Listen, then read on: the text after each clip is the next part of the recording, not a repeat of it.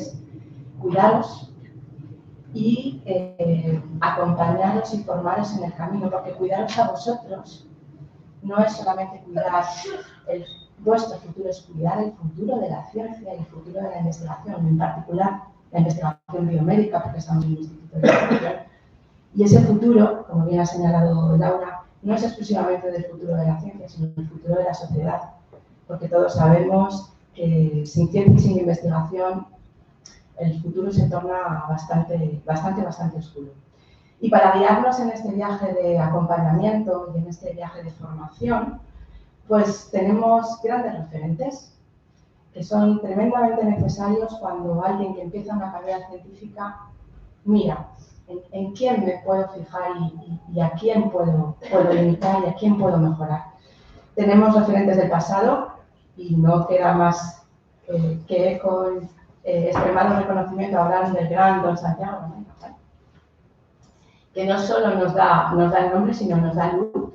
Y os invito a que vayamos a través de algunos de los escritos y tratados, más allá de las publicaciones científicas que Ramón y Cajal nos puso encima de la mesa, que sabéis que fue nuestro premio Nobel de 1906 de Fisiología y de Medicina por el descubrimiento de la estructura neuronal. Él tiene varios libros, uno de ellos se llama Reglas y consejos sobre la investigación científica, que yo recomiendo a todos los nuevos talentos que lo lean, porque ahí encontramos algunos consejos y algunas opiniones que son tremendamente relevantes en la vida del científico. Él los llamaba los tónicos de la voluntad, ¿de acuerdo? Y en esos tónicos de la voluntad, que también los ha mencionado nuestra directora de fundación, hablaba de la independencia del juicio, de la perseverancia en el estudio, de la pasión por el avance y del gusto por la originalidad científica.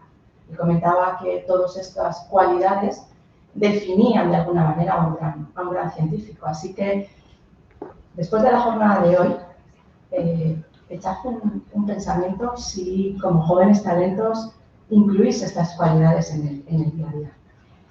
Y vamos a movernos de los referentes del pasado a los referentes del presente.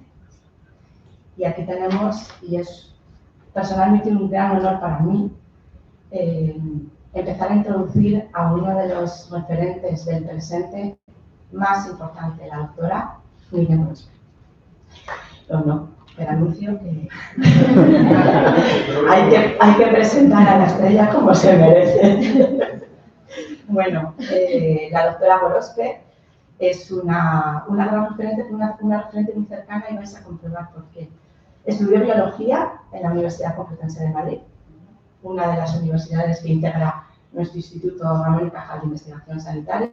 Eso sí, enseguida cruzó fronteras y obtuvo su doctorado en The State University of New York, la Universidad Estatal de Nueva York en Miami, y tras realizar una estancia postdoctoral en el National Institute of Aging, como parte de los NIH, se quedó allí y empezó a ser investigador principal ya en el año 1998. Imaginaros si es referente y nos puede enseñar cosas. En el año 2014 se estableció como responsable del Laboratorio de Genética y Genómica en la misma institución, en el Instituto Nacional del Envejecimiento, y desde entonces es una de las referentes mundiales de la regulación post-transcripcional de la expresión génica en el escenario de la respuesta celular a estrés, del envejecimiento y de la senescencia. Nada que decir hasta estas alturas, en el 2025, de la importancia de la regulación epigenética sobre la fisiología y la patofisiología del ser humano. Es más, todo esto, que fue lo único que ella me pasó para no ensalzar más en su figura, pero permíteme, Mira, que yo lo haga, se traduce en más de 400 artículos científicos, con más de 45.000 citas y publicaciones en Nature Bioscience, Nature Aging Cells, etc. No en vano, eso le ha costado, menudo coste, ser Highly Cited Author en 2025 por la Web of Science. Pero sí es referencia científica por todo esto y creo que ya los números nos lo van mostrando. Yo quiero destacar su sentido común, porque ayer preparando la presentación buceé en algunas entrevistas que le habían hecho, ¿no? Y encontré frases tremendamente sencillas pero con un alto impacto. A pesar de ser una referente de los estudios moleculares del envejecimiento, Miriam nos dice algo que es de sentido común, y es que el objetivo no es prolongar los años de vida, sino los años de vida con salud, y que podamos llegar a viejos con la mayor autonomía posible. 400 artículos y esta es en salud. Por último, decir que la doctora Gorospe está muy unida a esta casa, por motivos moleculares. No en vano, comparte genética y epigenética con algunos de los compañeros más excelentes que trabajan aquí con nosotros en Ramón y Cajal. Y por motivos emocionales. Y fue de lo primero que me contó cuando contactamos para esta... Estoy terminando ya, es que estoy emocionada. Fue de lo primero que me contó cuando contactamos para traerla a abrir esta Joined, y es que hace ya casi 40 años, a escasos metros de donde estamos, y cuando digo metros digo en este mismo edificio, la doctora Gorospe empezó a hacer magia con sus manos y tocó por primera vez unas pipetas en el laboratorio de genética molecular dirigido en aquel entonces por el doctor Felipe Moreno. Algunos que ya peinamos muchas canas nos acordamos de ello. En fin, que no podríamos tener una mejor manera de iniciar esta excelente jornada, que estoy segura que nos va a poner de manifiesto el talento y el gran futuro que tiene la ciencia con los investigadores de Irycis. Y pido por favor a la doctora Gorospe que se acerque al estrado para presentarnos su ponencia Wisdom on Aging from the RNA World, All Molecules in Young Roles. Nos va a hacer la presentación en inglés y luego tendremos una discusión. Por favor, Miriam, muchas gracias.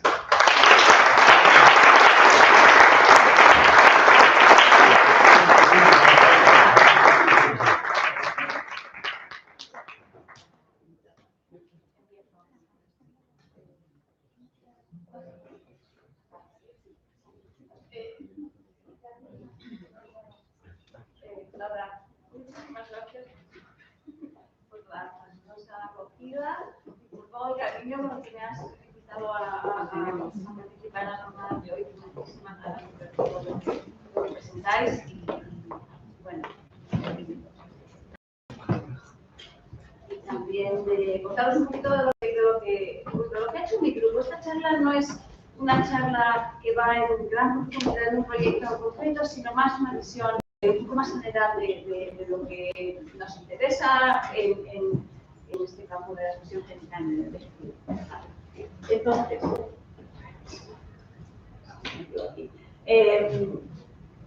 empiezo a hablar en español, pero luego cuando hable de ciencia voy a continuar. Lo que os quiero contar es un poco jugando con la idea de que el ARN es una molécula que es igual, capaz de transmitir información génica y jugando con esa idea de que el conocimiento del envejecimiento tiene una base muy importante de regulación a nivel de agua. Ya veréis luego cómo los conecto. Continúo en el Instituto Nacional del Envejecimiento, de NIH.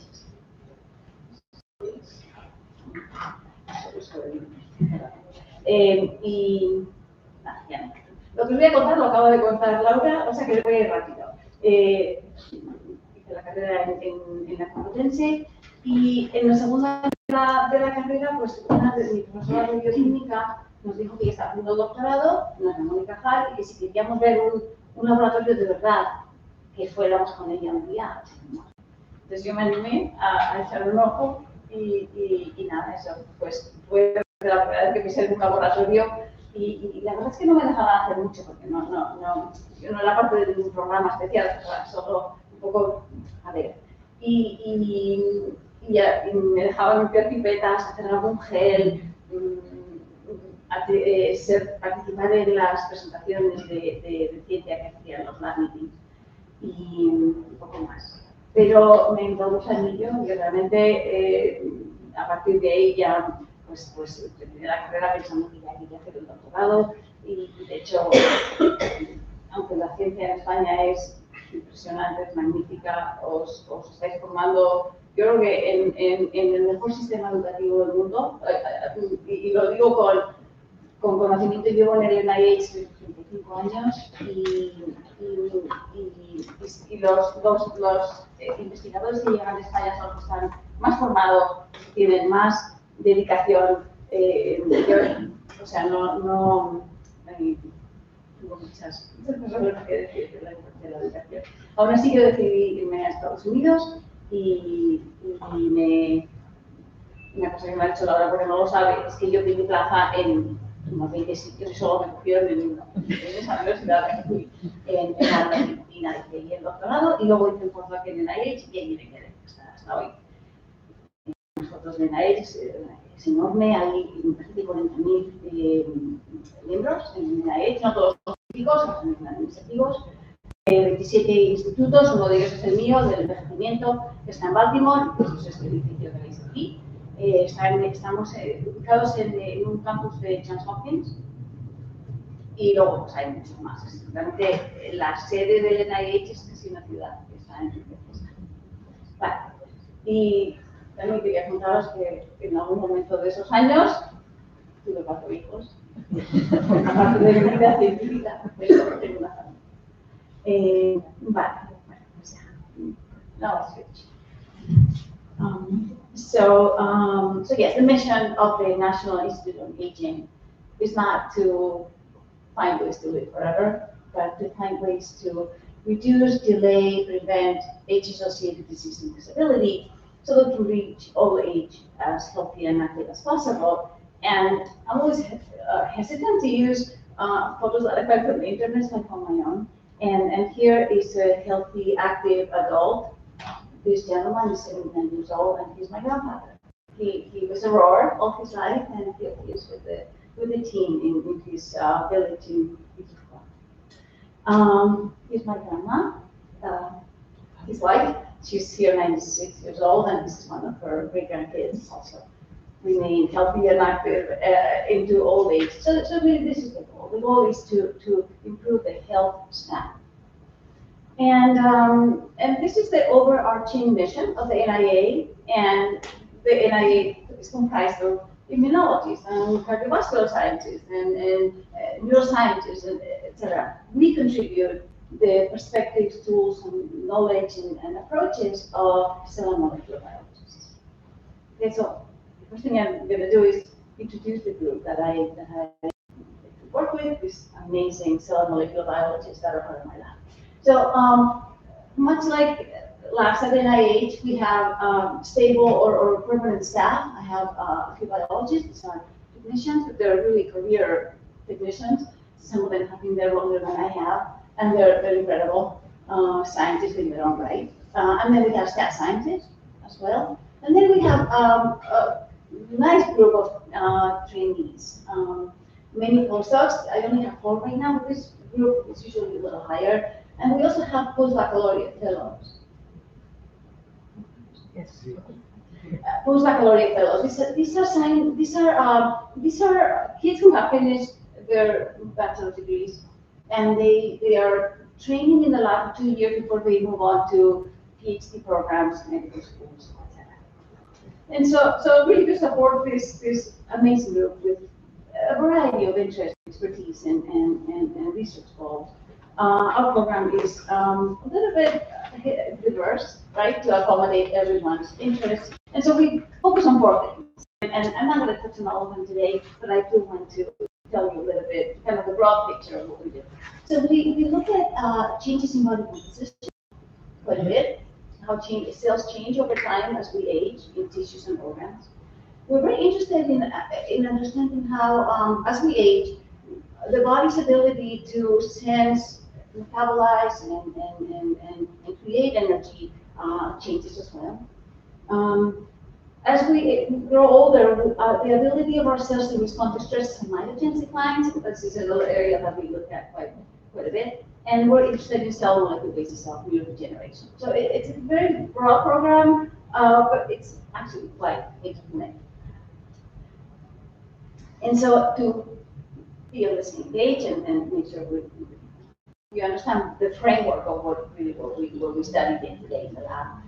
Gene expression begins in the nucleus with the transcription of the DNA molecule into a free messenger RNA that then undergoes splicing, maturation, export, multiplication, etc. And this RNA eventually leads the nucleus and enters the cytosol where there's more levels of regulation. There's RNA transport, RNA storage, that RNA being integrated or not. And eventually, a really well-defined, very carefully selected group of RNAs in the right developmental stage at the right time, responds to the right stimulus, etc., engages with the translation machinery, the ribosomes, and are used for protein synthesis. Right?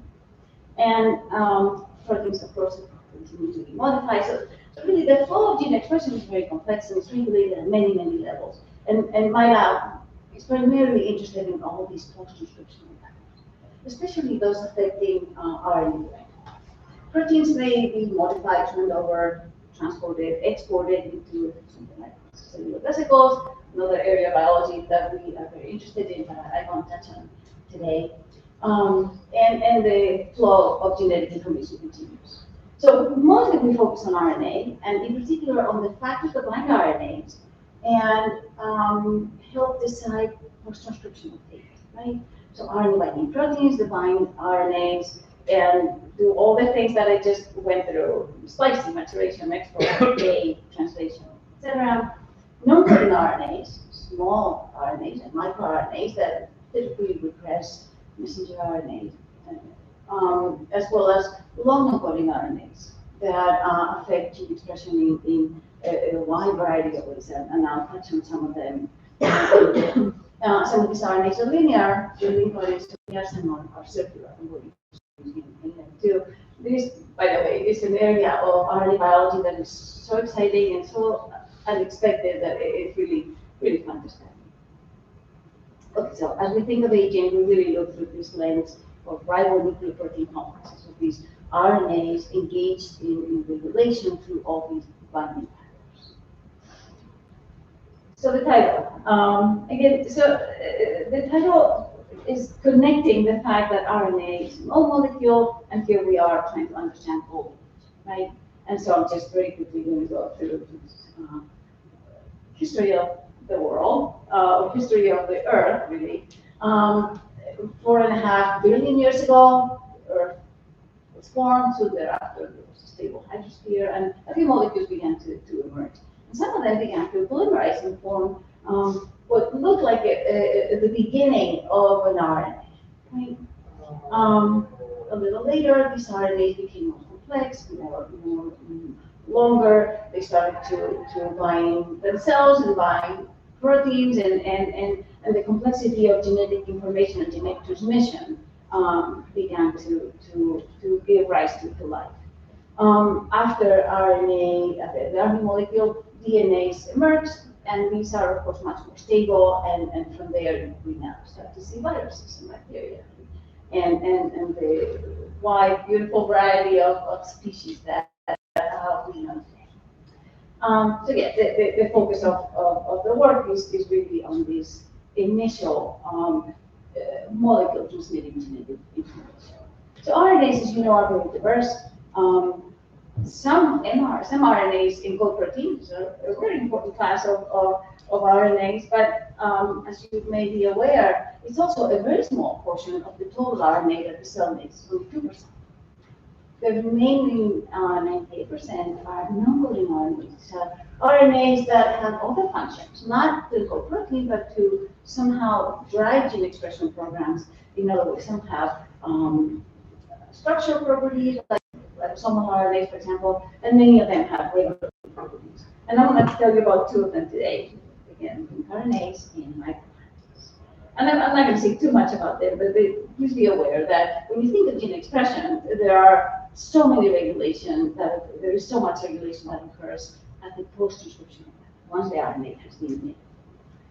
And so that brings me to really the focus of the work is going to be on senescence today, and I'm going to touch on three things. So first, introduce senescence a little bit more.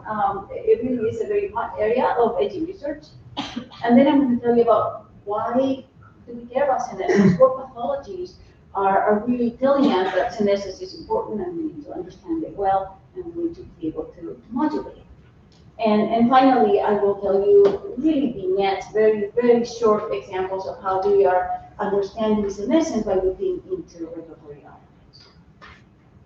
Okay, so senescence is really one of those hallmarks of aging that are well established. They were identified by Lopez and colleagues in 2013, and again, when it was revised in 2023. So it's a really hallmark of all tissue. You see these senescent cells beginning to accumulate throughout the body, virtually everywhere.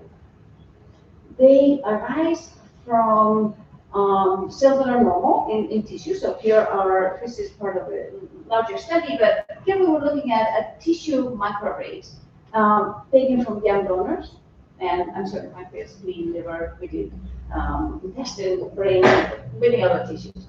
And we're looking for senescent cells, right? And so we noticed that we compared these young donors with old donors, and here we started to see senescent cells appear. And this is again just illustrated. These brown stains denote the presence of P16, one of the best known markers of senescence, and they appear and they accumulate in these older tissues, whereas we don't see them in the young. And these senescent cells emerge due to exposure to stresses. This is the simplest way we think of it. Senescence, in my opinion, and the opinion of many, is really a specific stress response. Okay, it's a type of stress that is not damaging enough to kill the cell, but it's also not mild enough so that the cell will then sit and continue dividing. Right? So senescence is in that intervening where the cell has encountered enough damage that it just sits in the tissue and waits for the immune cells to clear it out. Okay, so here are examples of what triggers senescence: developmental signals, TB damage, TB distress, dysfunction, TB shortening, oncogene activation, etc. Once they become senescent, these cells are non-dividing. They are larger than the surrounding cells. They have unresolved DNA damage. It is persistent. They never get resolved. They express markers like P16, P21, P53. These two, as you know, are very strong inhibitors. We have very active lysosomes, and so one way we detect that senescent cells is by looking at their beta-galactosidase activity. And they have this peculiar phenotype, which is called the senescence-associated circulatory phenotype, or SAS, that consists in the secretion of molecules that are expressed by just a handful of cells, and really not in high quantities, but they're such potent regulators that, and they include cytokine growth factors, matrix, proteases, etc. They're so potent that they really change the physiology of the tissue and the function of the organ just by the presence of these SAS. And so to study senescence better, many of us take primary cells, and many of them will do this in culture, and then we expose them to the same stresses that I mentioned earlier, and we see that now senescent cells emerge. And these cells are larger, they don't divide. This blue is beta-galactosidase activity, so they're beta-gal positive. Here we caused them, the stress was from just repetitive exhaustion, so we divided these cells for 6 months, and then at the end they could no longer divide. The telomeres are very short, and that's repetitive senescence. But you can do that more acutely by treating the cells with doxorubicin, exposing them to ionizing radiation, etc. Okay. So this is another way to trigger senescence that allows us to have a much cleaner system that you can then really look into it and do molecular studies, etc. much better. So senescence is a type of stress response, as I mentioned earlier, that evolution has preserved because it has a very important function in physiology and development. Senescent cells are essential for developmental morphogenesis, for wound repair, for tumor suppression in young individuals, critical functions.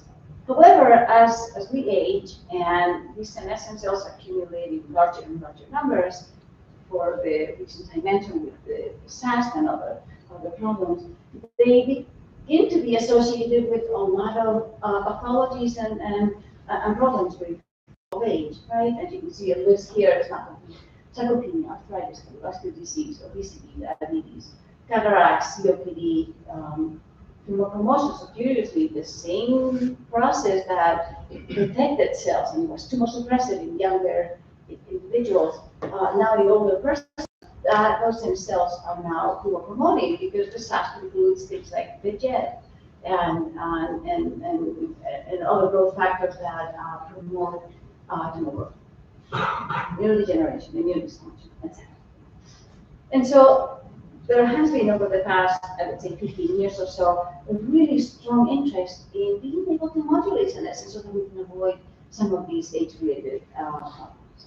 And the field was really, in my opinion, propelled forward by some pioneer work that was done at Mayo Clinic by Darren Baker and colleagues, who had this genetic mouse that underwent premature aging and which made it easier to study. But in these mice, he was able to allow senescent cells to accumulate, okay, as you can see with this little mouse. Or the senescent cells were constantly eliminated in the presence of this drug. So these are little mates. So they're the same age. And so what Darren reported, and his team reported, is that when senescent cells were eliminated, these mice now preserve muscle mass and function, preserve tissue, preserve vision. So there were a lot of health improvements in these mice. And that led him and really the field to understand or to begin to think that selectively eliminating senescent cells promotes healthy aging. And of course, this is a genetic model, not very practical in the clinic. And so soon after this, stimulatics entered the field, right? So these are senescence eliminating drugs, right? And the list is a little longer than this. We have a few dozen senolytics, and they include these two that I will mention later, so I'm going to put them here. Quercetin and acetinib, this is a flavonoid, this is a cancer drug, and by treating them with these drugs that selectively kill senescent cells but leave the proliferating cells untouched, by eliminating these cells, the senolytics also promote. Okay. So that, I think, is that's my intro on senescence. It's really important. We know there are ways to control the number of senescent cells in tissues. And so what I'd like to say now is let me tell you about a couple of pathologies, and this is from our own work, in which we know that senescent cells are developed. And one of them is neurodegeneration. And so I think everyone knows that Alzheimer's disease is a devastating neurodegenerative disorder. It increases with age, very prevalent, very terrible.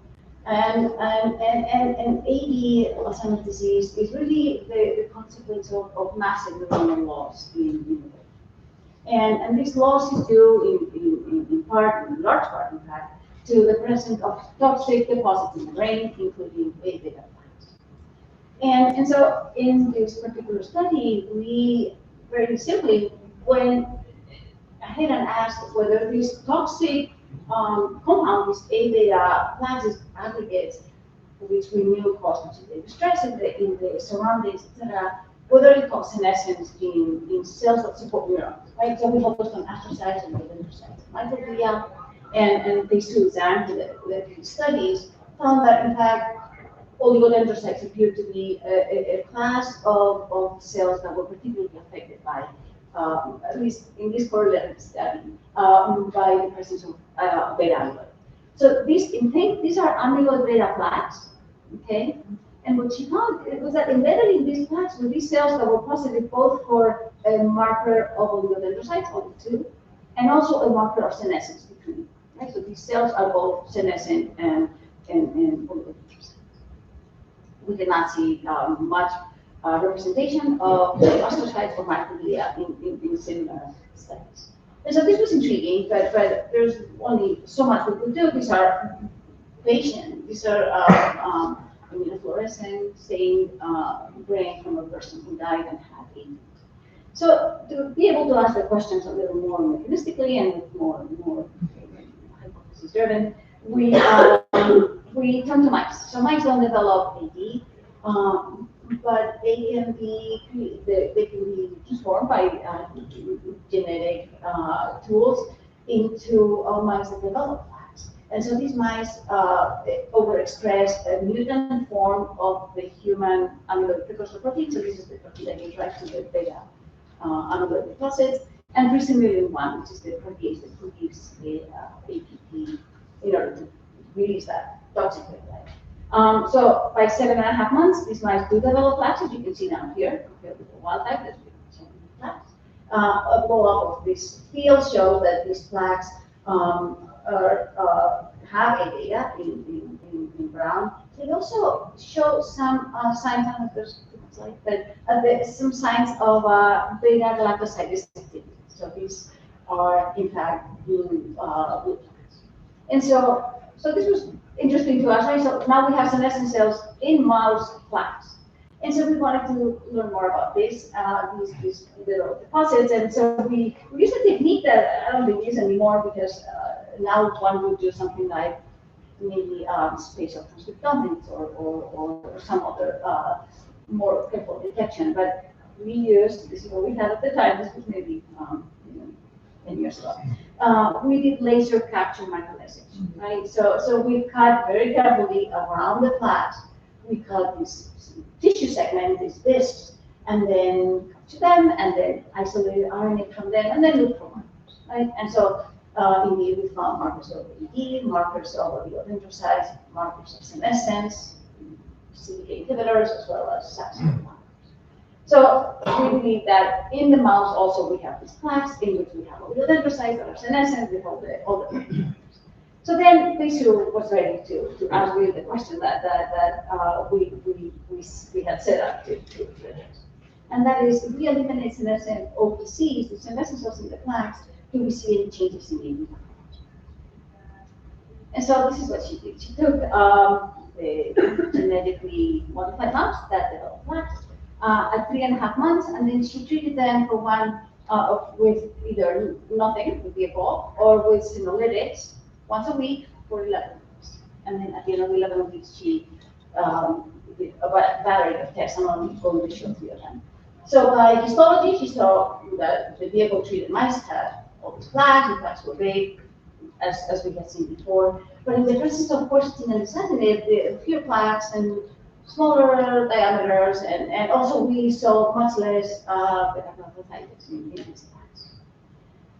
She then looked at SASP markers, and she did this in circulation. So we are not 100% sure that this came from senolytics acting on the OPCs, which is know that senescence in general in those mice was reduced, right? So lower IL-1 beta, lower TNF alpha, lower interferon gamma. So reduced production of pro-inflammatory cytokines. So this was also very encouraging.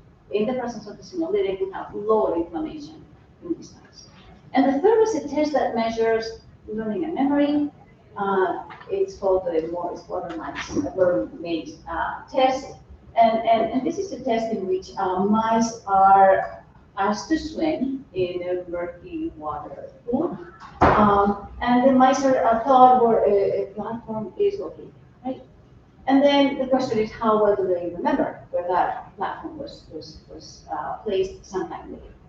And so, as you can see, the vehicle-treated mice, they don't remember very well. They swim everywhere on the water bath, in the water bath. But in the presence of senolytics, the mice tend to swim more in the area where the platform, in the quadrant of the pool where the platform was placed, again indicating a better ability to remember, better to improve learning and memory. So this was all very exciting. Basically, we had seen OPCs in 80 plaques, and we can eliminate them with senolytics, and that senolytics improved some in the health. So then this was 2019, so it was a while back, but and these clinical trials take time, but we proposed that this really senolytics should be considered in neurodegenerative AD therapy with humans.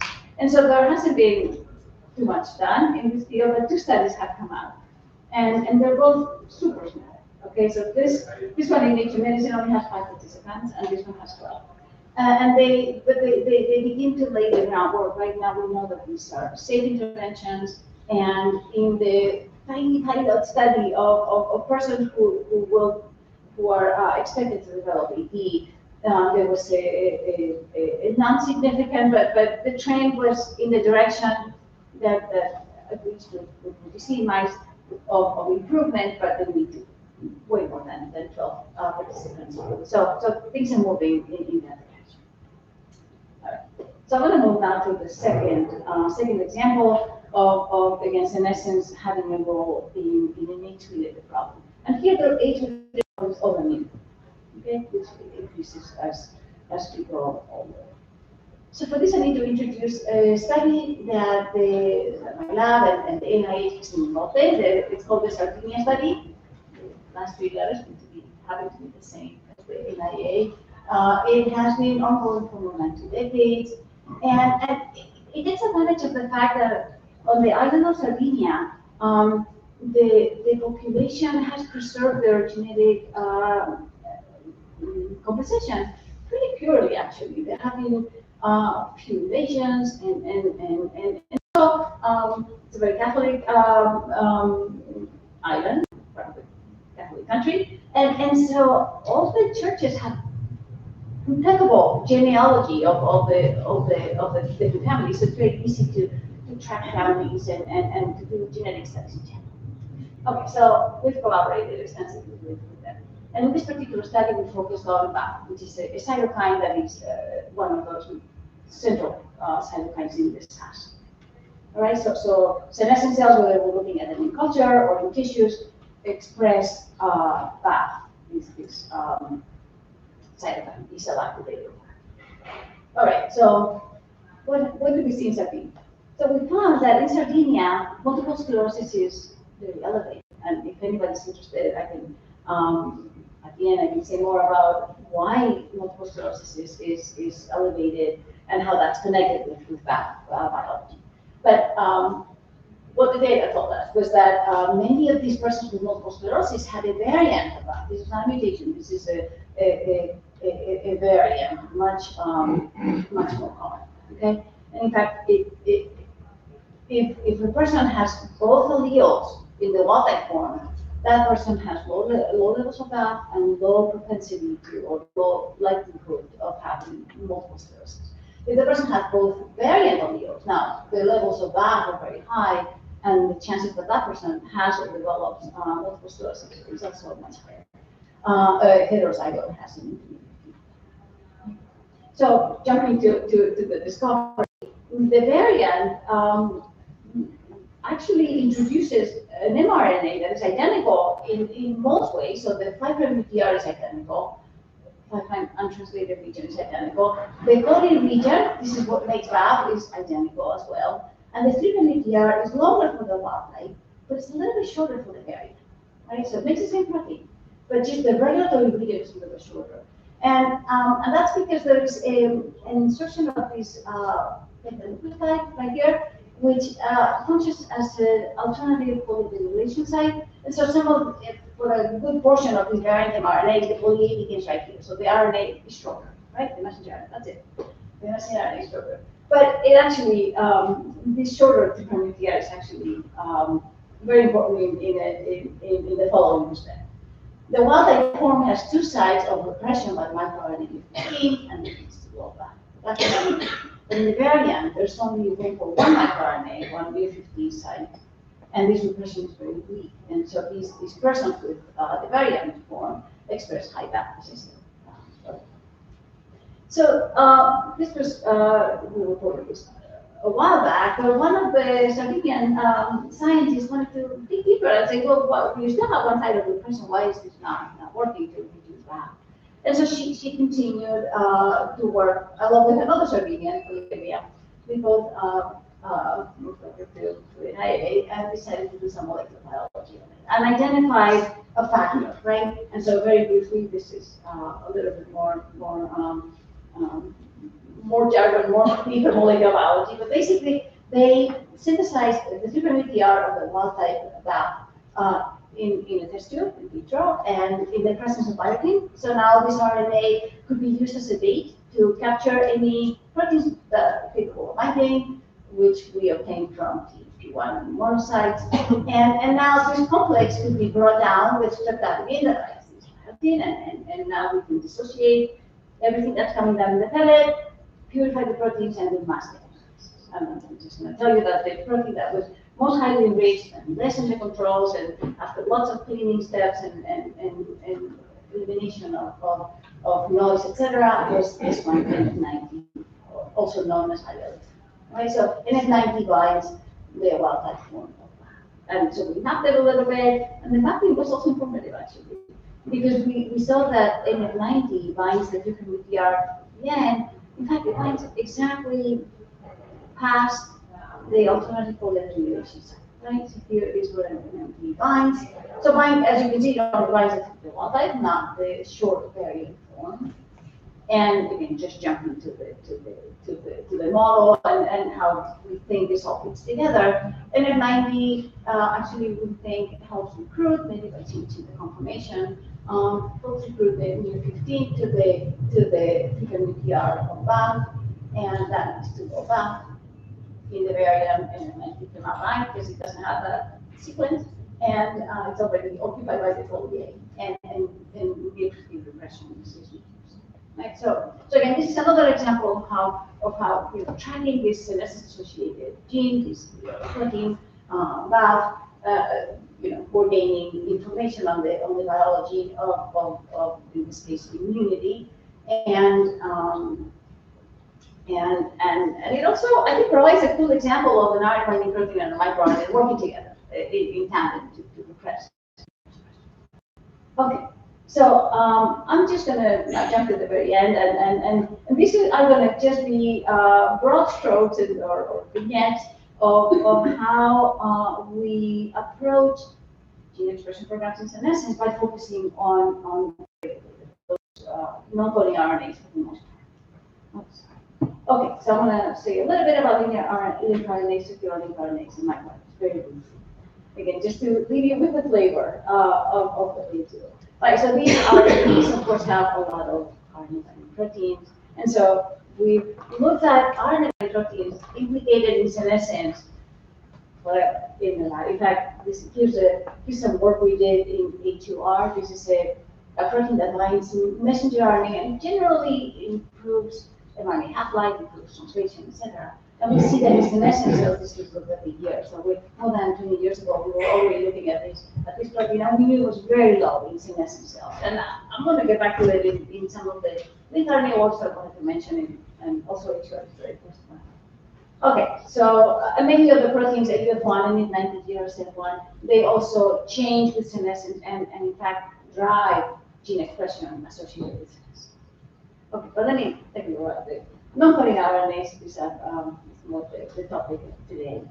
All right, so long non-coding RNAs. These are just a fabulous class of RNAs that do everything you can imagine except make proteins, with a few exceptions. But they reside in the nucleus and the cytosol, and we have the privilege of reviewing the past 25 years of link RNA function for the 25th anniversary of molecular. And so it's a lot of work because there's a lot of literature. But basically, these are the functions that best define link RNA. So in the nucleus, link RNAs can help organize chromosomes and chromatin. They can also promote or repress transcription. They can influence splicing. They can affect the sort of architecture of structures in the nucleus, like nucleotides. They can help with export of certain molecules, including RNA, and so on. Many different functions. In the cytoplasm, link RNA also have a lot of functions, and there are some of them that I think are maybe better understood, and there are many more. In fact, every time we turn around, the RNAs are doing something a little different. Okay, so they can promote or repress messenger RNA stability. They can also do the same for translation, promote or repress translation. They can help assemble cytosolic structures, rhinos, antibodies, cytoskeleton, etc. They can influence protein turnover and modification, and they can affect organelle function, mitochondria, ER, Golgi, and so on. Right? So many activities, none of them requiring making protein per se, but again, many other functions. All right, so in senescence, we've looked at a number of link RNAs. I'm going to tell you about two quick ones. In fact, they're old examples. We worked on them quite a bit ago, but I think they're still, I think they illustrate this idea that the link RNAs do things that we don't expect, and that really add levels of mayors of gene regulation. Okay, so I'll start with hot air. This is a link RNA that uses in senescence. It's a fibroblast, and by RNA fish, we don't see very much hot air here. Also, of course, by PCR and other methods. But in senescences, we see a lot more hot air present, both in the nucleus and the cytosol. And the work was led by a former postdoc in my lab, J.T. Yoon. He led, and he has now his own lab at, in Nebraska.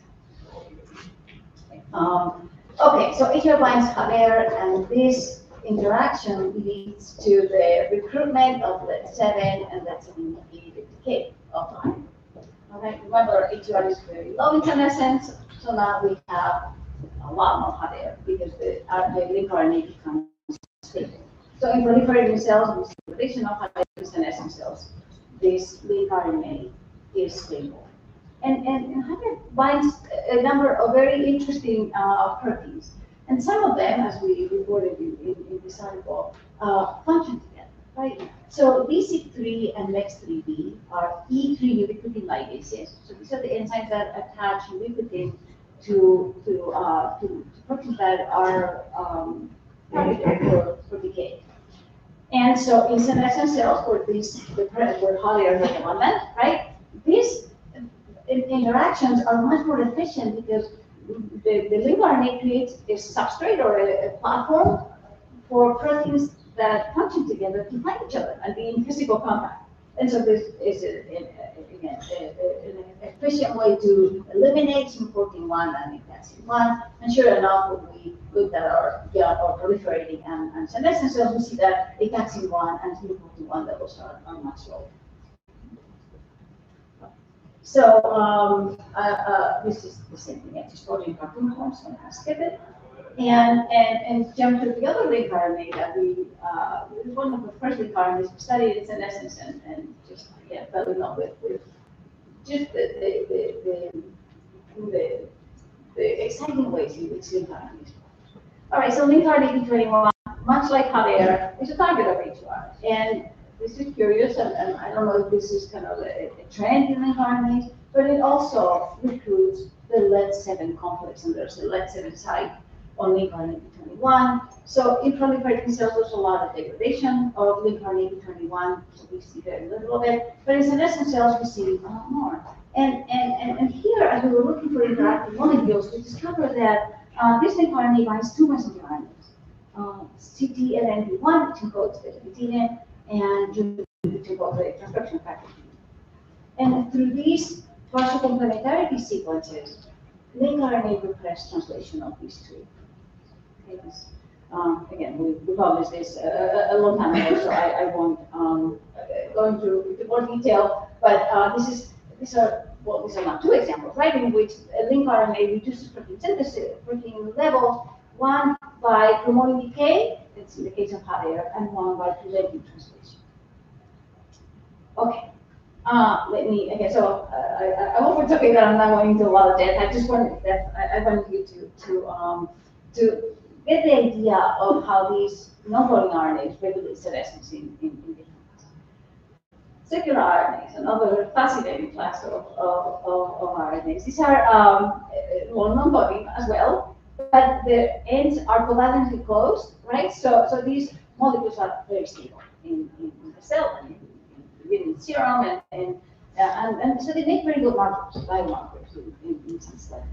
All right, so we've looked at a few in senescence. I'm going to tell you about CYP201. This is one of those circular RNAs that change with senescence, and it arises, as do other circular RNAs, from an exon, right? So here is the poly-A binding protein N1 messenger RNA. Here is the precursor of that mRNA, and from exon 4, I think it's from exon 5, arises CYP201.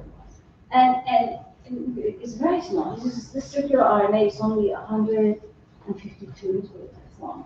But as we were looking for interacting partners for this circular RNA, we found no RNA binding, no microRNA binding, but instead we saw that they drew about practically all along the body of this circular RNA. And so if you picture, so if you are binding this RNA across the body of the transcript, and then ATR multimerizes, it really began to look like a sponge for this. Okay, and so that's what we proposed for this particular RNA, circular RNA. We also spent some time looking at CYP201. This was a classical RNA that is high abundance and able to bind some microRNAs. And in this case, the work was led by Amaris Panda, a former postdoc in the lab. This circular RNA was reduced with senescence. And so what Amaris found was that on the body of the CYP201, there were sites of LET7. Okay?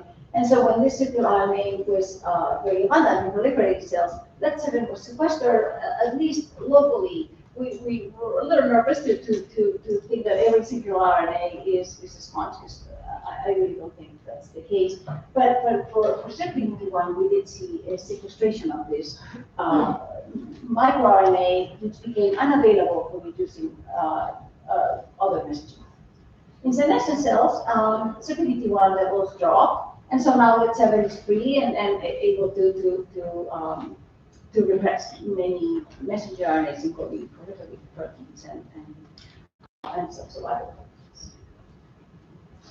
Okay, microRNAs. This is another one. The final class, much better known than circular linked RNAs in general. It's also a much smaller family, a few thousand, but not tens of thousands as we know for circular RNAs and linked RNAs. So, just to take for context. We have a fantastic postdoc in the lab, Gabriel Casella, who was looking for signatures of senescent cells. And again, in a very simple way, he said, well, if I take enough pairs of proliferating and senescent cells, fibroblasts, epithelial cells, epithelial cells, and lymphocytes, microglia, macrophage, he said, maybe I can find RNAs that are in every case going up, in every case going up. So that was the study that he published a few years back. And sure enough, when he did RNA analysis and additionally found changing RNAs, 50 of them were found to be elevated across all the pairs, and 18 were down. And so Ali joined after Gabriel Casella left. Ali was a postdoc in my lab, and she decided to ask whether some of these changes up or down might be due to microRNAs, master regulators of subsets of senescence associated mRNAs. Again, summarize the long story and shorten it for you. MIR340 was one of that. Sorry, I think that's here. So MIR340 turned out to be a regulatory RNA for a subset of these mRNAs. So it went up with senescence. If we simply overexpress MIR340, we were able to elicit senescence in proliferative cells. If we antagonized MIR340 by adding these complementary antisense oligomers, then we saw a reduction in some of the senescence features. Right, so this was interesting. So we can modulate this microRNA, and it affects the senescence phenotype. But when we looked at the intersection of all the RNAs that were changing when MIR340 was transfected in, all the predicted MIR340 targets, and all those RNAs that were downregulated in the senescence transcriptomes, a single mRNA emerged, and this is the mRNA that encodes lamin B receptor. All right, so binds LBR, and I had never heard of LBR until we did this work, so we looked into what it does. LBR sits on the nuclear lamina, so this is the nuclear envelope, the outer membrane, inner membrane, and it helps assemble the chromatin in that lamina space. Okay, so we went ahead and overexpressed 340 and looked at LBR production both by Western and by fluorescence. Again, I hope you can see that it's connectable basically. So MIR340 represses LBR production very strongly. We also saw that silencing LBR triggers senescence. So everything was pointing to this MIR340 LBR being essential in the senescence program. When we overexpress LBR, we saw a reduction in senescence marker, 21 to 16. Okay, so MIR340 eliminates this protein or reduces it greatly, and so now we have decondensed lamina-associated domains. And that has been well documented to be associated with senescence.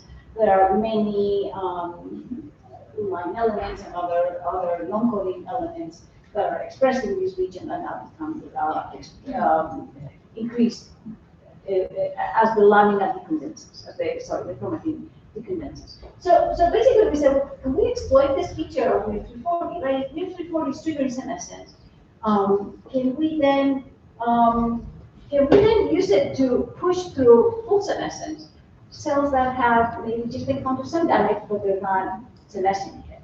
And this brings us back to senolytics, right? Senolytics are very efficient when the cell is fully senescent. But when they have cells that have encountered some damage, they're not fully senescent yet, can we use MIR340 in this pattern?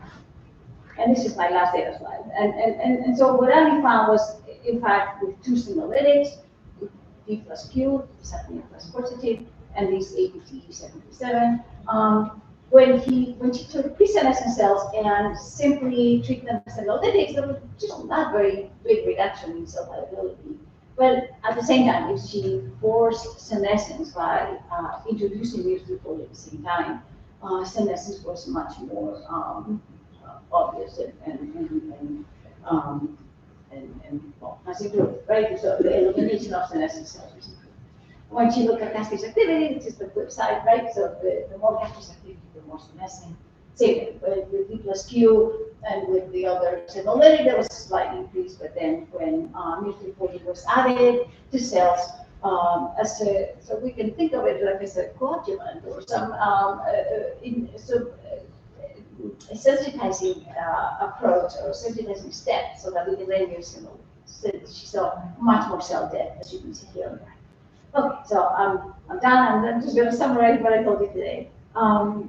So again, MIR340 we think can be exploited as a way of precipitating senescence and making sure that now that cell is fully sensitive to senolytic mediated apoptosis. Or one might want to do the opposite. We may want to not let this pre-senescent cell die, and so we can antagonize MIR340 and enhance it. Okay, so in this third part of the talk, I told you about many types of non-coding regulatory RNAs that affect senescence that we've looked at over the years, just for illustration purposes. This is just the molecules I talked about. So in summary from my talk, I have introduced senescence as a stress response that exacerbates many age-associated decline diseases. I use two examples to make the point that understanding senescence is really important in pathology, in clinic. I used an example from the field of neurodegeneration, from Alzheimer's disease, and one from multiple sclerosis and autoimmunity, with all the regulators in this case. And I ended up with kind of a collection or a list of different non-coding RNAs that affect senescence in different ways. So again, we are not only understanding aging by looking at biology, but we're also understanding more about the biology as we look deeper into aging itself. Great. So I'm going to thank my group again. They are fabulous and we're proud every day. But I also want to thank Mason and P. Suzanne, who did the work with us on the AD, and our Sardinian colleagues, David Schlesinger and Francisco Tuca, in particular, who did the back for. And I'd like to thank you all for your attention and take questions.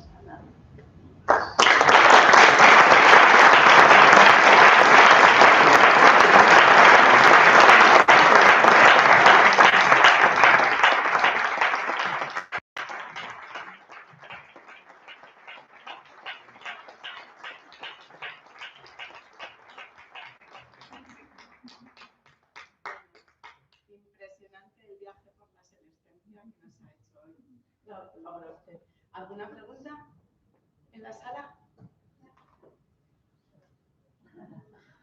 Venga.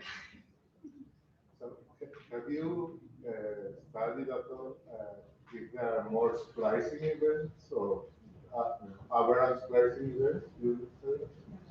Great question. And so yes, splicing absolutely drives senescence-associated protein expression program. But splicing, the machinery, is impaired in senescence. It's also impaired with aging. So we're looking deeply and with a lot of interest into how the splicing machinery is no longer able to counter the stimuli, the damages, the environmental cues that an older tissue, an older cell needs to respond to. So yes, there's a lot of regulation that happens at the splicing level and a weakened splicing machinery to respond to those. It's a paradox. Thank you for the question. Oh, first, congratulations for this amazing way to the senescence world. One of the topics of my lab is cardiovascular senescence, and we are focusing on cardiovascular senescence in atherosclerosis, just to see if senescence may indicate premature aging. Now, do you think that all the compounds that you show may play a role in the future on premature cardiovascular senescence in atherosclerosis? Yes, thanks for that question. It would be like a preventive, it could be used as a preventive intervention. Right. Yeah, so actually my colleague Andy Herman, after she left my lab, she remained at NIA and she studies senescence in the cardiovascular system, in atherosclerosis in particular. So she would be a great person to be in touch with you and the answer for those questions. But yes, we have used mice in which we have given senolytics, and we see that the I don't have the vocabulary for the atherosclerosis patients, but we see a better structure. What's the lesion? Atheroplaque. Those plaques are more stable because they we don't know why exactly, but we know the senescence cells have been removed, and so there's in mice, right? So we don't know in humans. There are no, to my knowledge, any human trials yet with senolytics. But yes, I think it's a very important. It's a worthwhile question for sure. And we've tackled it in a different way. There's a protein called EP4, the peptidase 4, it's elevated in senescence. And we know that on the surface of senescence of the plaques, the DPP4 is important for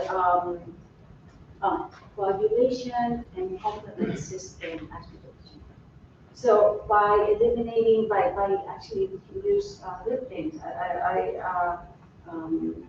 See that I'm blanking on the actual name, but one of the gliptins to inhibit DPP4 activity, and we see improvement in the complement system and the coagulation. So there's a lot in that space, but not clear yet. Thank you.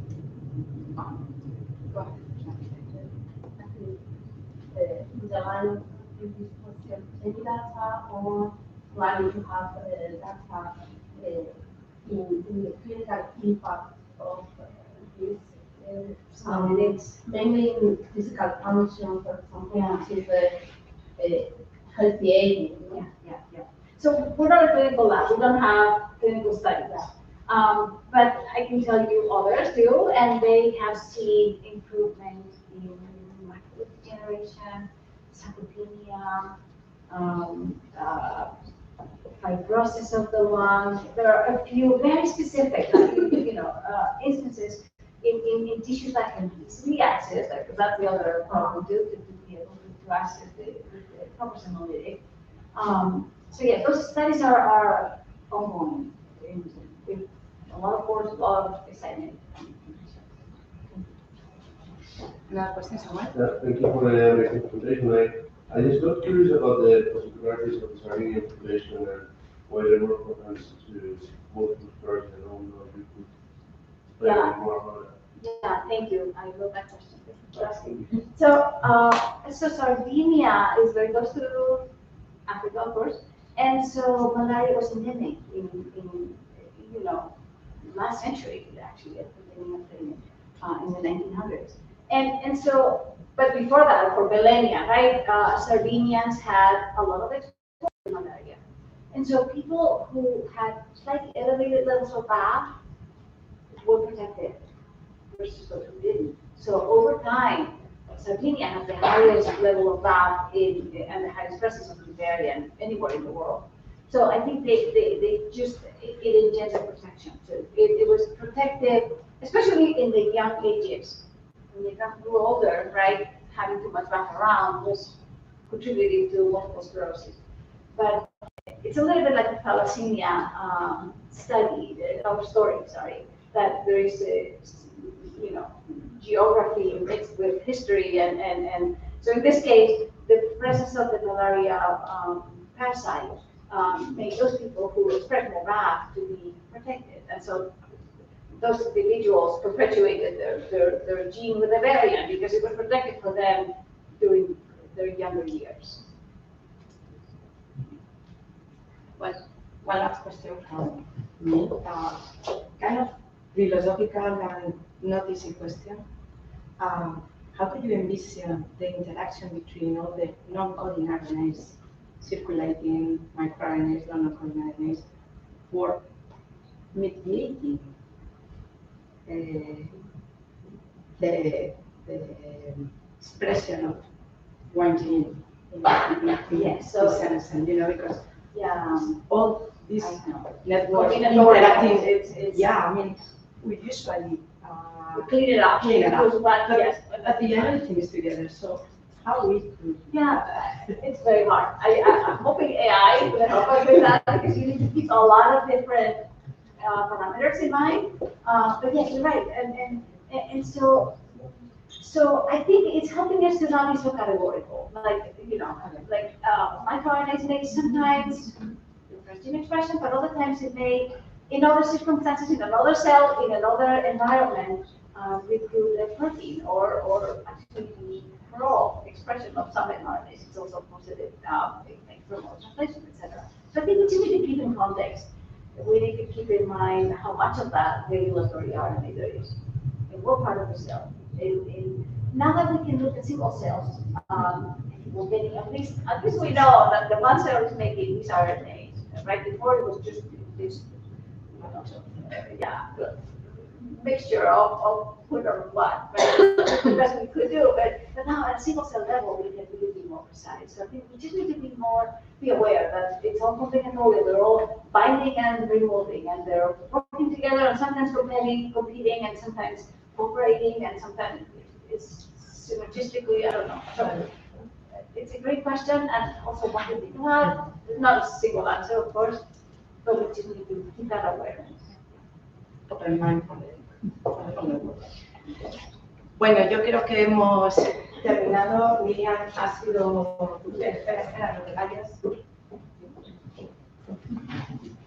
Que tenemos un detallito para hacer artículos como los circulating RNAs. en esto de bucear a conocer al gran Santiago Ramón y Cajal, bueno, pues parece que aquí don Santiago era un gran admirador de las rosas. No en vano, sus dibujos de las neuronas los empezó a gestar dibujando rosas. Y había una en concreto que era la rosa de Alejandría, que le traía loco.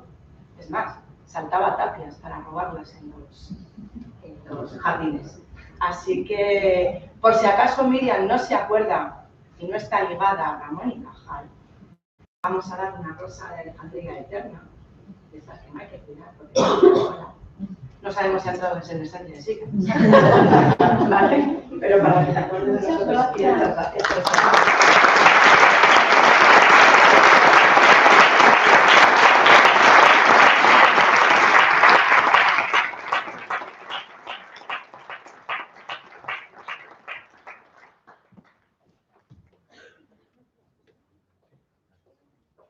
Bueno, la doctora Gorospe se queda a evaluar con nosotros los trabajos, así que atención candidatos, que la cosa está complicada.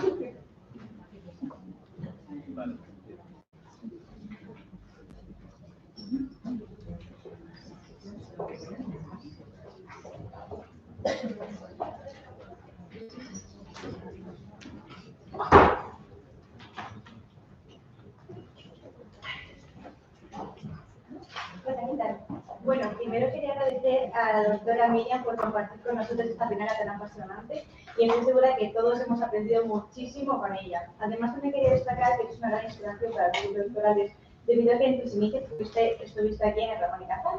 De modo que eres un claro ejemplo en el que podemos conseguir con esfuerzo y entusiasmo trabajar en todo lo que nos apasiona. Por eso, muchísimas gracias por formar parte de esta jornada. También me gustaría agradecer que te unes a la comisión de evaluación, como ha dicho Laura Bermejo, y quería presentar al resto de los integrantes de la comisión. Pues tenemos primero a la doctora Laura García Bermejo, directora científica de Irycis y presidenta del tribunal, además de responsable del grupo de biomarcadores y dianas terapéuticas. También tenemos al doctor Víctor González, director científico de Irycis y responsable del grupo de investigación en Arcanos. Además de Laura Carrasco, presidenta de la Asociación Parkinson Madrid y miembro de la Comisión de Investigación. Contamos también con la presencia del doctor Federico Soria, jefe del Servicio de Cirugía Experimental del Hospital, coordinador de la red de patologías crónicas e investigación en cirugía y miembro de la Comisión de Investigación. También con Diego Velasco, jefe de la oficina I+D+I de la Fundación de Investigación Biomédica del Hospital Universitario Ramón y Cajal, responsable de la unidad de innovación y miembro de la Comisión de Investigación. Además de la doctora Emma Martínez, investigadora postdoctoral del grupo de neuroproteínas ICTUS, responsable de la unidad de proteómica y coordinadora de postdoctorales. También contamos con Borja Fernández, investigador postdoctoral del grupo de criminología y bioestadística clínica, además de la UCA de bioestadística clínica. Y el doctor Alberto Nogales, investigador postdoctoral del grupo de ciencia e ingeniería de datos biomédica, UCA Data Science y profesor titular en la Universidad de Alcalá. Igualmente, quería agradecer a todos los miembros del tribunal por asistir a nuestras jornadas hoy, porque sin nosotros esto no sería posible. Y además, antes de comenzar las presentaciones, quería recordar brevemente cuáles son las normas del evento. Primero, de acuerdo a la convocatoria, las presentaciones tendrán duración de 10 minutos, ¿vale? Para ello será muy importante usar el tiempo, por lo que vamos a contar con nuestro timekeeper o dueño del tiempo. En nuestro caso será nuestro compañero Manuel, que va a levantar un cartel en el que pone 9 minutos, que a los 40 se indicará que necesitan 9 minutos para terminar. Bueno, 9 minutos de 1 minuto para terminar, ¿vale? Y bueno, por otro lado, en la exposición y como las anteriores, se ha determinado que sea el tribunal quien realice las preguntas y al resto de asistentes lo que vamos a hacer es que tengan su parte de preguntas en la época de clase, ¿vale? Para no dar tiempo de las comunicaciones. Y finalmente, queríamos hacer, con la evaluación del comité de evaluador, la comisión determinará a los premiados con un premio de 1.500 euros, 2 ACESI dotados de 1.000 euros cada uno y también podrá conceder, si lo considera necesario, una mención honorífica sin dotación económica. Dicho esto, vamos a comenzar con las comunicaciones orales. Vale, nuestra primera comunicación es Nuncio Alzarini de Simone. Nació en Sucre, Venezuela, en 1999, graduado en biomedicina y máster en terapias avanzadas e innovación biotecnológica por la Universidad Francisco de Vitoria. Pertenece actualmente al grupo de enfermedades cardiovasculares del área 5 y como habilidad curiosa tiene que una capacidad de sobrevivir a enfermedades tropicales. El tipo de su comunicación es identificación de 1155P en vesículas extracelulares de células madre mesenquimales amnióticas humanas como nuevo mecanismo de caracterización. Cuando quieras, ¿no?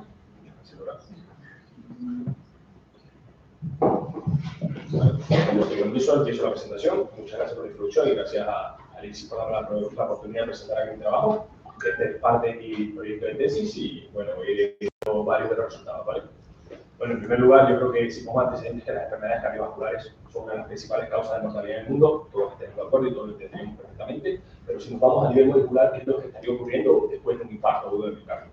Pues sobre todo se ven múltiples procesos de inflamación, de fibrosis, de generar una cicatriz que es no contráctil, ¿vale? Y nosotros lo que hicimos fue desembocar distintas líneas de investigación para intentar paliar esa fibrosis que se genera, que termina dañando el miocardio y nos genera una contracción adecuada del mismo, ¿vale?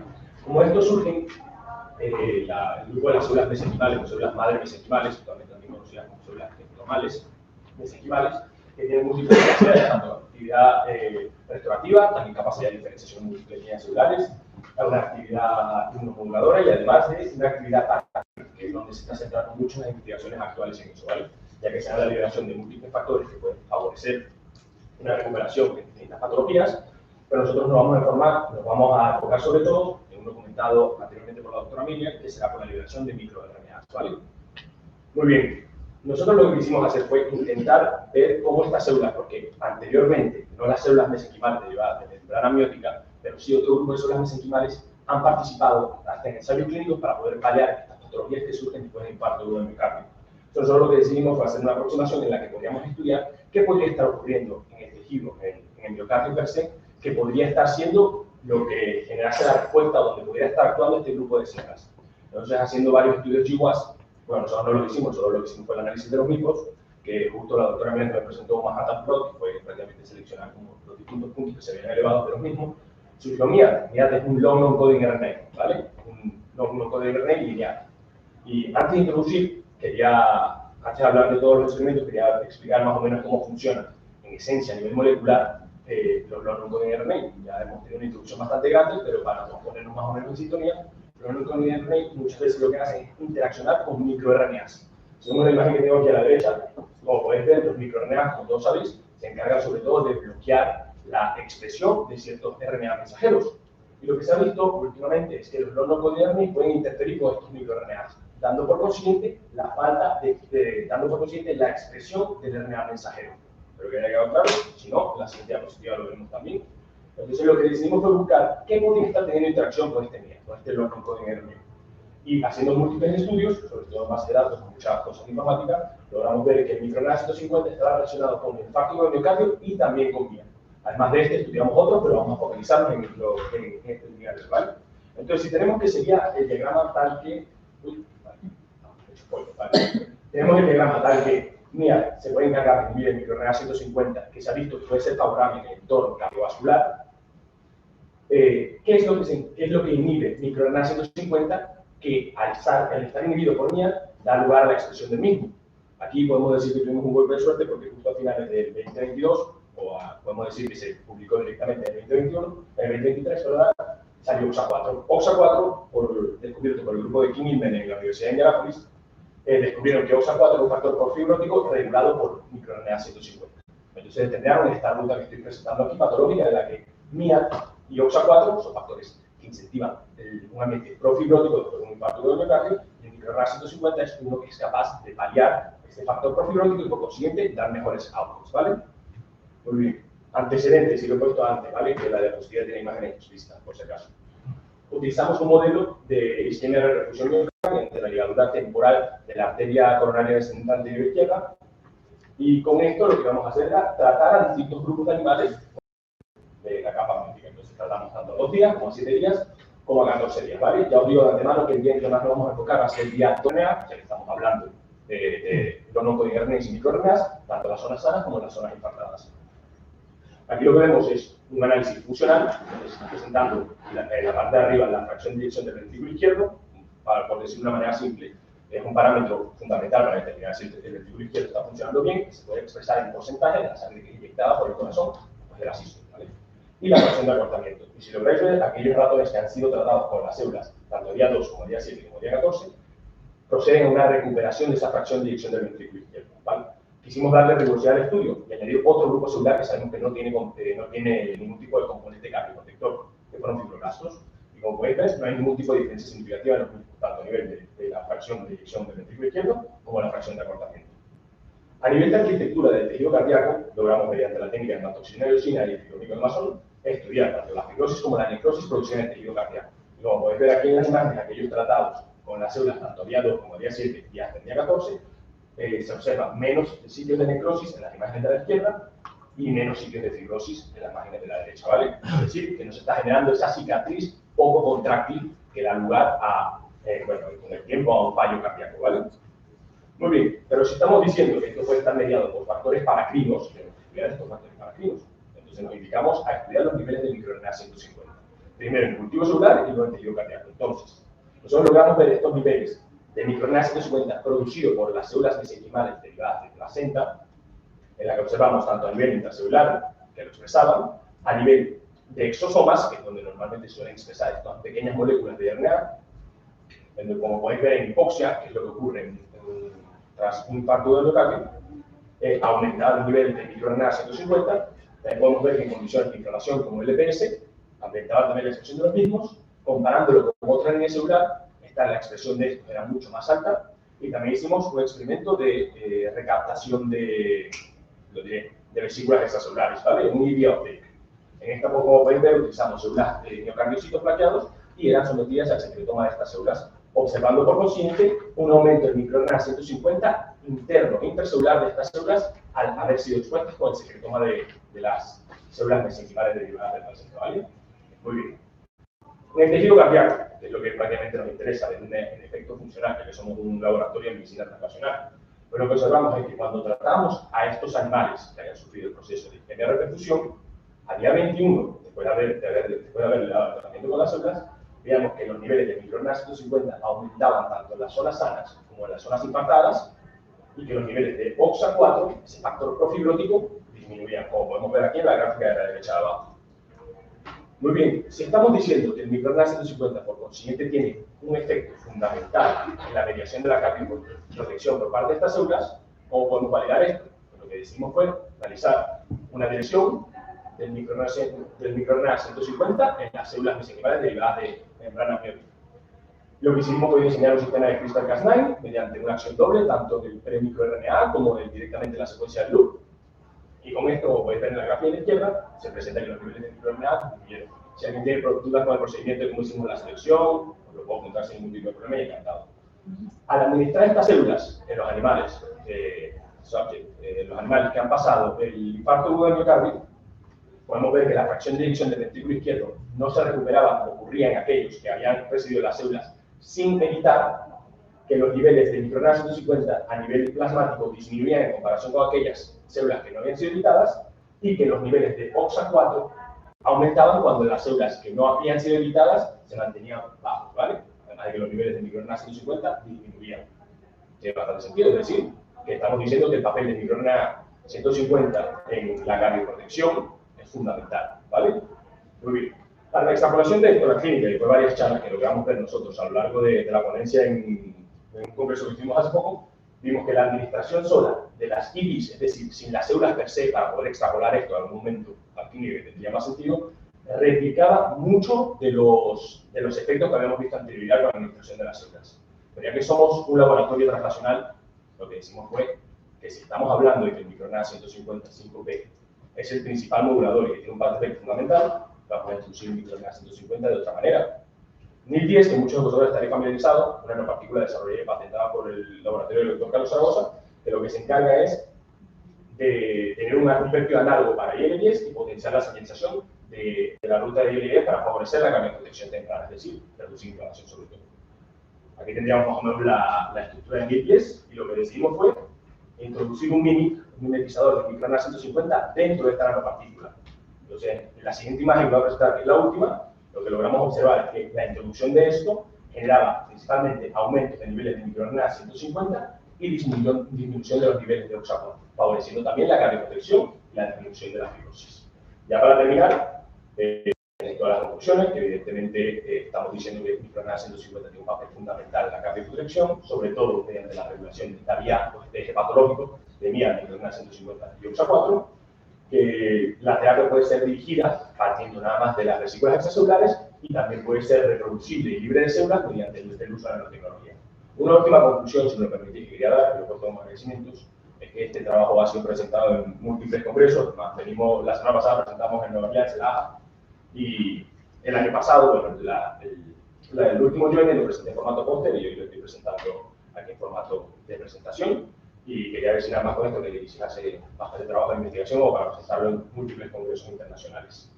Sin nada más que decir, muchas gracias a absolutamente todo el equipo del que formo parte, dirigido por Carlos, y muchas gracias a todos por darme la oportunidad de presentar el trabajo aquí hoy. ¿Vale?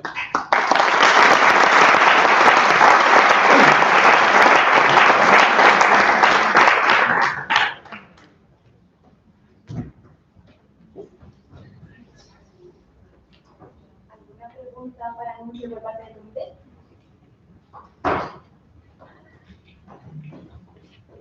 Muchas felicidades por...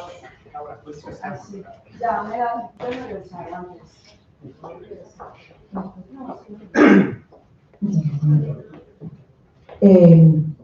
Bueno, felicidades a ti en particular, pero también al grupo, porque sois un grupo muy sólido trabajando en nuestro instituto. Yo tengo dos preguntas de curiosidad y felicitarte por el trabajo, insisto. La primera, cuando nos hablas que las células han sido sometidas a hipoxia, ¿habéis considerado exclusivamente la modulación de los niveles de oxígeno y no la modulación de los niveles de nutrientes que se producen también en isquemia? Porque en un corte de flujo sanguíneo tienes bajada en los niveles de oxígeno, pero también bajada en los nutrientes que muchas células les afecta de la misma manera. Sí, eso sí, cada vez que realizamos los procesos de aislamiento de exosomas y demás, siempre lo hacemos en medio de privado de FBS y en condiciones similares a las que podría estar simulando. Las condiciones de hipoxia se hacen con una cámara de hipoxia ya está estandarizada, se han validado los valores de HIT para representar que sí que se está presentando la hipoxia y sobre todo se hace eso en desprivación de FBS, de glutamina, entre otras muchas cosas que los puedo continuar y plantearles. Y la segunda pregunta, también por curiosidad, aunque habéis demostrado que el efecto es dependiente claramente de 1150 porque lo habéis bloqueado y desaparece, ¿habéis caracterizado qué más tienen estas vesículas extracelulares que salen de las células aparte del 150 que puedan estar ahí? Lo que hablábamos antes con Miriam, ¿qué más va en el paquete? Sí, en el paquete van muchas cosas, O sea, tenemos extracelulares y lo bueno es que hay mucha bibliografía que te lo respalda per se. Sabemos que hay un montón de factores como VEGF, factor de crecimiento hepático, factor de crecimiento fibroelástico, hay un montón de factores que pueden estar liberados en estas vesículas extracelulares. Nosotros eso lo hemos analizado además con un grupo en la Universidad Francisco de Vitoria y sabemos también que estas vesículas no solo tienen el microRNA 150, sino que también tienen otros múltiples microRNA. Nosotros decidimos validar 3, ¿vale? Además de este, nosotros vimos que este era el que nos generaba como más efectos beneficiosos y que cuando se bloqueaba generaban menores efectos beneficiosos, por decirlo de una manera. Y son microRNA 193.3b, no, 3a, perdona, y el 199.3b, ¿vale? O sea, que hemos validado, evidentemente no hemos hecho análisis tan intrínseco de absolutamente todo, pero sí que hay factores que sabemos que están relacionados con la cardioprotección. Pues nada, muchas gracias y en esa medicina internacional que vamos a tener una solución para el infarto en 3 de junio. Gracias, Laura. No. Muchísimas, enhorabuena, está fenomenal. Yo vengo por parte de, o sea, mi papel es más de parte de la Asociación de Pacientes y quería que profundizaras más sobre esta parte, bueno, lo que ha comentado la Laura, ¿no? O sea, cómo se puede al final hacer una traducción impacto en pacientes, esta prevención, cómo tienes. Gracias. Pues yo, partiendo de esto, yo creo que hay dos maneras claras, ¿vale? En primer lugar, yo creo que nada más cuantificar los niveles de microRNA 150 en plasma puede ser un factor indicativo de cómo está viendo esa formulación o decirlo, esa generación de la cicatriz cardíaca o isquemia de repercusión en el tejido cardíaco. Pero si ya hablamos de la traslación a esto, sí es cierto que se han hecho múltiples ensayos clínicos de la administración de células per se. No obstante, ahora mismo lo que se está trabajando mucho es la administración únicamente de vesículas extracelulares. Las vesículas extracelulares no te van a expresar el NHC tipo 1 ni tipo 2, bueno, los HDA en humanos. Entonces, La extrapolación de la clínica, justo cuando tuvimos el congreso la semana pasada, había un simposio completo que era de esto, nada más de distintos ensayos clínicos indicados a la administración de vesículas extracelulares. Nos parece que es una aproximación bastante coherente. No obstante, si lo queremos presentar con algo más coherencia, con más condiciones GMP, GLP, etc., nosotros creemos que la administración de una partícula, que va a ser, por decirlo en cierto sentido, menos lesiva, va a contener menos cosas que pueden ser analizables, podría ser bastante más extrapolable en la clínica. Es más, ni 10 solo, sin el microRNA 150 ya está patentado y están haciendo un montón de, eso lo podría explicar mejor Carlos, pero están haciendo un montón de procedimientos para en algún momento llevarlo a la clínica en un futuro cercano. Así que yo creo que seguramente vaya más por el tema de la nanopartícula que por el tema de las IDIs, a pesar de que esté muy de moda y en auge eso actualmente.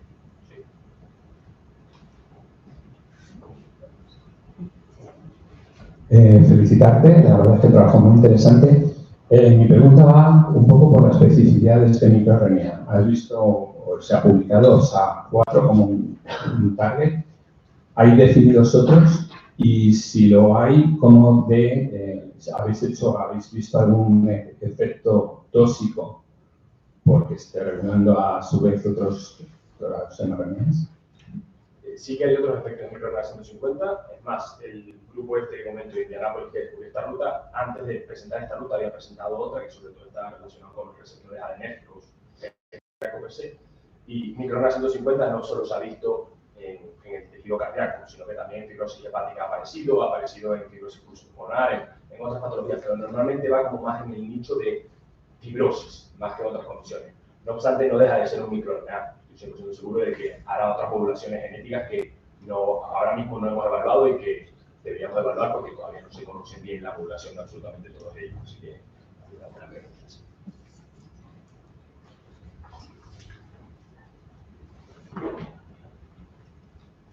Me suman las felicitaciones, Lucio, un gran despliegue de resultados que hemos mostrado aquí. Como bueno, en esa última parte has pasado un poco por encima, ¿no? De aplicación sobre la nanopartícula, bueno, pues no sé si mimético del microRNA. ¿Qué efectos un poco atribuiríais a lo que es la propia nanopartícula y cuál es el microRNA, ¿no? ¿O qué indicios haréis en ese sentido? Esa es muy buena pregunta. Es decir, atribuirlo directamente a la disminución de inflamación no lo podemos hacer porque la nanopartícula ya per se tiene esa actividad inmunomoduladora y antiinflamatoria. Lo que sí atribuimos per se, y fueron las dos que quise señalar, perdonad que en esta última parte fui rápido porque yo no quiero gastar demasiado tiempo porque tiene que presentar. Lo que sí yo atribuiría, seguramente sea la disminución del factor OXA4, que es profibrótico, que directamente es cierto que ha activado desde una ruta antiinflamatoria, en principio deberías de ver la disminución también de la ruta profibrótica. No obstante, esto cuando lo comparas en uno y otro, ves que el factor profibrótico disminuye. Estoy viendo las imágenes representativas, más que nada de la fibrosis por ciclómico de México. Sí es cierto que en ILIE ya per se tiene un factor antifibrótico bastante grande. Por eso es que lo que quisimos nosotros ver aquí era prácticamente si éramos capaces de poder permitir que esta llegada del microRNA por parte de una nanopartícula llegase al tejido cardíaco y pudiera hacer el efecto. ¿Cuál puedo atribuir directamente al microRNA 150 únicamente? Yo diría, prácticamente aquellos que se encargan de fibrosis únicamente modulada por OXA4, ¿vale? Es decir, la que vemos aquí y prácticamente ciertas zonas de fibrosis, ¿vale? Más que otra cosa, porque, bien como dices, estoy comparando algo bueno o algo bueno también. Entonces, sacar los resultados beneficiosos, poder purgar cuál es de cuál, más complicado. Pero sí es cierto que lo que queríamos era cómo seguir la historia, mostrar que meter el microRNA también podría tener beneficios per se sin todo el cúmulo de las células, ¿no? Muy bien, gracias.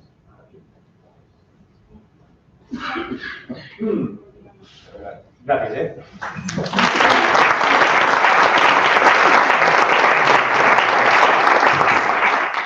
Muchísimas gracias, Lucio, por esta conferencia.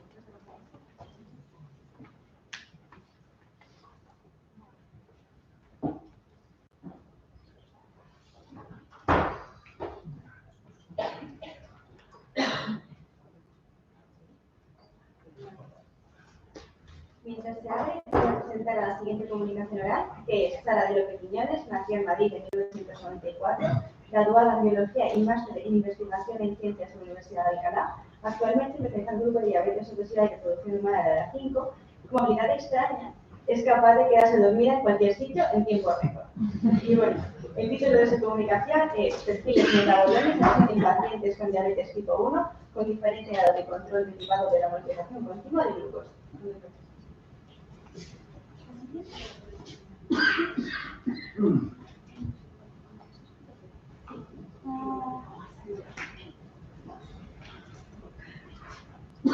Muy buenos días, soy Sara López Quiñones, soy bióloga, investigadora predoctoral del grupo de